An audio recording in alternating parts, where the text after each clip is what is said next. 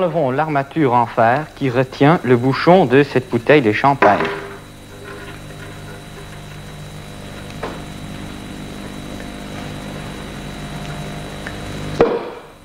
Une détonation accompagne l'éjection du bouchon. Pourquoi le bouchon saute-t-il? Vous direz, la cause en est la forte pression qui règne dans la bouteille, et vous n'avez pas tort. Mais quand même, cette réponse ne devrait pas vous satisfaire. Rappelez-vous en effet le deuxième principe de Newton. Il dit que pour communiquer à un cœur, ici le bouchon de masse m, une accélération a, il faut qu'agisse sur lui une force F égale masse fois accélération. Le bouchon acquiert sa grande vitesse non pas par la pression qui règne à l'intérieur de la bouteille, mais bien par la force due à cette pression. C'est donc la force de pression qui a accéléré le bouchon. Pour vous montrer la différence entre la pression et la force de pression, nous avons construit cet appareil. Il est constitué d'un réservoir surmonté d'un manomètre gradué en barres et de 3 seringues de sections différentes dont les pistons agissent sur ces dynamomètres gradués en newtons. Nous alimentons le réservoir par de l'air comprimé et nous réalisons ainsi dans le réservoir une pression de 0,25 bar. Nous allons constater que pour cette pression, la force exercée sur un piston donné est d'autant plus grande que sa section est plus grande.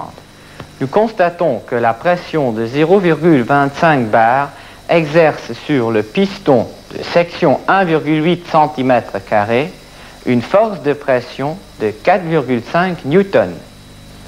Formons le rapport F sur S. 4,5 newtons divisé par 1,8 cm² égale 2,5 newtons par cm². Or, 2,5 newtons par cm² égale 0,25 bar. Pour le piston de section 3,2 cm², la force de pression vaut 8 newtons. 8 newtons divisé par 3,2 cm² égale 2,5 newtons par cm². Retenons ce résultat exprimé lui aussi en bar, donc 0,25 bar. Pour le piston de section 7,2 cm², la force de pression vaut 18 newtons. 18 newtons divisé par 7,2 cm² égale 2,5 newtons par cm² égale 0,25 bar. Mettons aussi ce résultat, 0,25 bar. Nous constatons que le rapport que nous venons de calculer pour les 3 mesures est une constante et que cette constante est précisément égale à la valeur indiquée par le manomètre. La pression P est donc le rapport de la force de pression F à la section S sur laquelle cette force s'exerce normalement. Doublons maintenant la pression dans le réservoir. Nous constatons que la force de pression qui s'exerce sur un piston déterminé est doublée aussi. Pour le premier piston, la force de pression est passée de 4,5 newtons à 9 newtons. Pour le deuxième, la force est passée de 8 newtons à 16 newtons. Et pour le troisième, la force est passée de 18 newtons à 36 newtons. Le poids d'un corps est une force dirigée verticalement vers le bas. Par leur poids, tous les corps solides exercent une pression sur le sol ou sur la surface sur laquelle ils reposent. Voici un corps solide qui a 2 bases d'air différentes. Plaçons-le d'abord par sa grande base sur ce support recouvert d'une épaisse couche de farine. Le corps s'enfonce peu car la pression qu'il exerce sur le support est faible. En effet, la force poids se répartit sur une aire assez grande. Plaçons-le maintenant par sa petite base sur le support.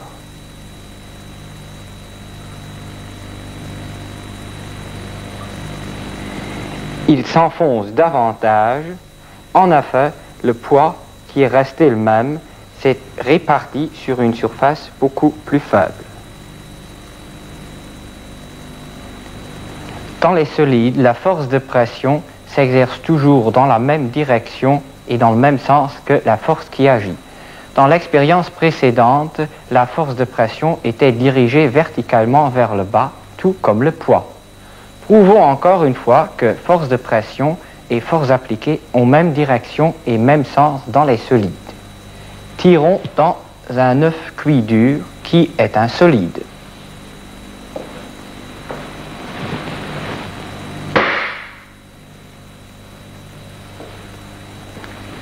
La balle a traversé l'œuf de part en part,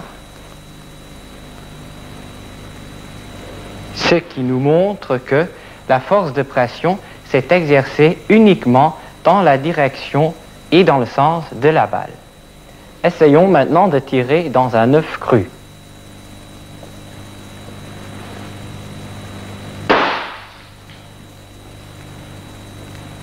L'œuf va éclater et les débris ont été projetés dans toutes les directions et non pas seulement dans la direction et le sens de la force. La force qui initialement avait la direction et le sens de la balle qui arrivait s'est retransmise dans le liquide dans toutes les directions. Ce comportement spécial des fluides a été découvert au XVIIe siècle par Pascal. Le principe de Pascal s'énonce ainsi. Une pression exercée en un point d'un fluide se retransmet intégralement dans toutes les directions. Tout comme le tir dans l'œuf cru, l'expérience de Pascal en donne une deuxième illustration. Voici un récipient sphérique qui comporte un grand nombre de trous. Remplissons-le d'eau.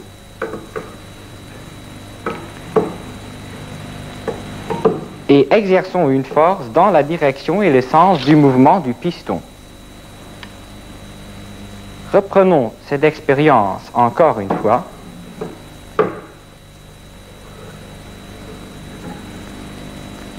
Et nous allons constater que l'eau sort par toutes les ouvertures perpendiculairement au récipient. Sur la Terre, tous les corps ont un poids car ils subissent une force d'attraction dirigée verticalement vers le bas. Il en est de même du mélange gazeux qui entoure la Terre et que nous appelons atmosphère. L'atmosphère a un poids qui est dirigé verticalement vers le bas et puisque l'atmosphère est un fluide, cette force poids se retransmet intégralement dans toutes les directions en vertu du principe de Pascal. La force de pression due à l'atmosphère est donc la même du haut vers le bas que du bas vers le haut. Dans cette position que voici, la force qui s'exerce d'un côté de ma main est la même que celle qui s'exerce de l'autre côté. Nous ne remarquons pas les forces dues à la pression atmosphérique parce que les forces s'exercent dans toutes les directions sur tous les corps et s'équilibrent ainsi mutuellement. Pour montrer l'existence de la pression atmosphérique, il faut supprimer l'atmosphère sur l'une des faces du corps. Sur ce papier, les forces de pression atmosphérique s'équilibrent. Plaçons le support sur lequel est monté le papier sur une pompe à vide et enlevons l'air. La force de pression atmosphérique qui agit du bas vers le haut diminue, tandis que la force qui agit du haut vers le bas reste inchangée. Le papier s'incurve.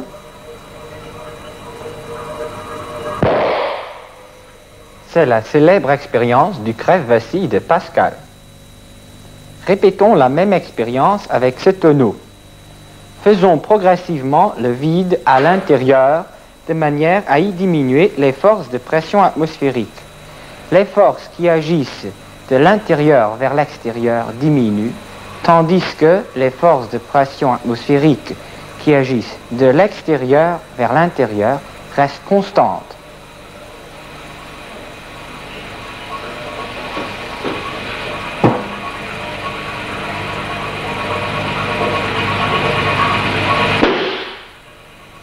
Le tonneau se rétrécit, se tord et s'écrase littéralement sous l'influence des forces de pression qui s'exercent maintenant seulement sur la face extérieure. Maintenant que nous avons montré l'existence de la pression atmosphérique, comment faut-il faire pour mesurer cette pression? On peut légitimement se demander quelle hauteur cette colonne pourrait atteindre jusqu'à ce que la plaque de verre cède.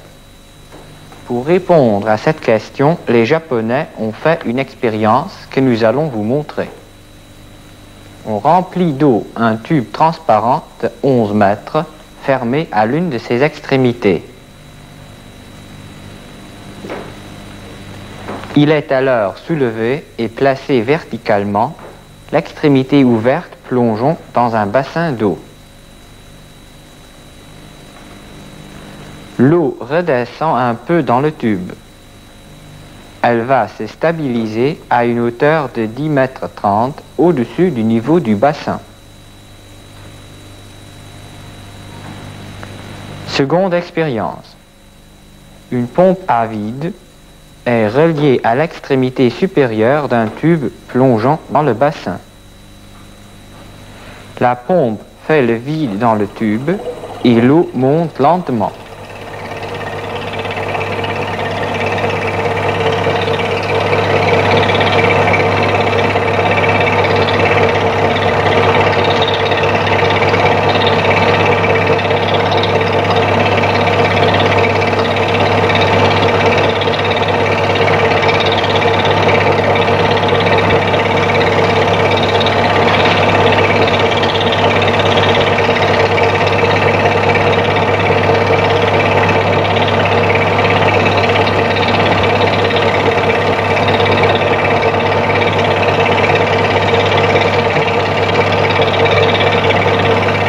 La colonne d'eau se stabilise également à 10,30 mètres au-dessus du niveau du bassin. La pression atmosphérique qui s'exerce sur la surface libre du bassin se retransmet intégralement dans toutes les directions à l'intérieur de l'eau. Elle produit donc une force de pression au niveau de l'ouverture inférieure du tuyau dirigée verticalement vers le haut. Cette force est compensée par la force de pression exercée verticalement vers le bas par la colonne d'eau de 10,30 mètres de hauteur. Torricelli n'a pas pris l'eau pour mesurer la pression atmosphérique à cause de l'encombrement de l'appareillage. Il a choisi un liquide 13,6 fois plus dense que l'eau, le mercure. Faisons le vide dans ce tube qui plonge avec une extrémité dans le mercure.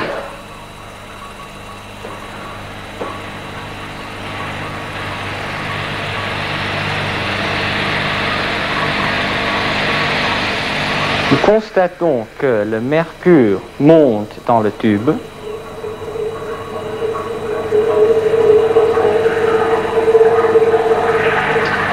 Et il finit par se stabiliser à une hauteur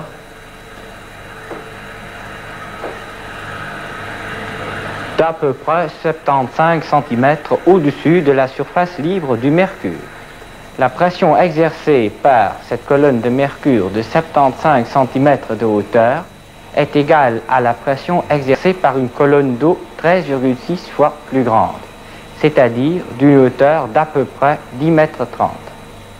Terminons cette émission par l'expérience des hémisphères de Magdebourg, célèbre dans les annales de la physique. Otto von Guericke, bourgmestre de Magdebourg, a réalisé plusieurs variantes devant ses administrés qu'il rapporte dans un livre paru en 1672 et qui porte le titre Neue Magdeburger Versuche über den leeren Raum. La plus célèbre version de cette expérience est celle où les deux hémisphères vides résistent à la traction de 16 chevaux, 8 dans un sens et 8 dans l'autre. En vertu du principe de l'égalité de l'action et de la réaction, inconnu d'Otto von Guericke, 8 chevaux auraient pu être remplacés par un support fixe, tel un arbre ou un mur. Mais 16 chevaux n'impressionnent-ils pas davantage que 8? Nous vous proposons une variante que vous voyez sur cette vieille gravure.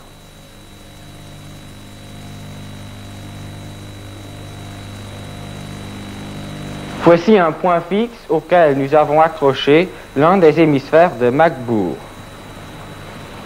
À l'autre hémisphère, nous avons accroché une charge représentée par cette enclume qui a un poids de 50 kg poids. Mettons les deux hémisphères ensemble et faisons le vide à l'intérieur.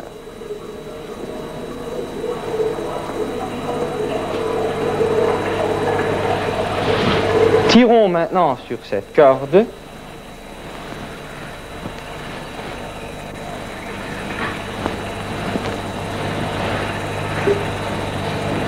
et nous constatons que les forces de pression atmosphérique qui s'exercent perpendiculairement aux deux hémisphères sont plus grandes que la force de traction exercée par l'enclume sur l'hémisphère inférieur. Ajoutons encore des poids supplémentaires.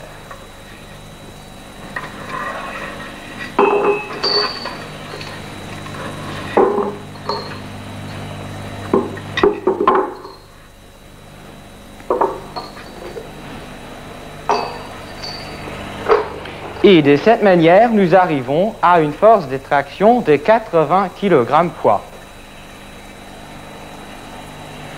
Nous pouvons donc dire comme conclusion que les forces dues à la pression atmosphérique sont considérables. Les expériences du Crève-Vassy, du Crève-Tenot et celles des hémisphères de Macbourg nous l'ont montré d'une façon indiscutable.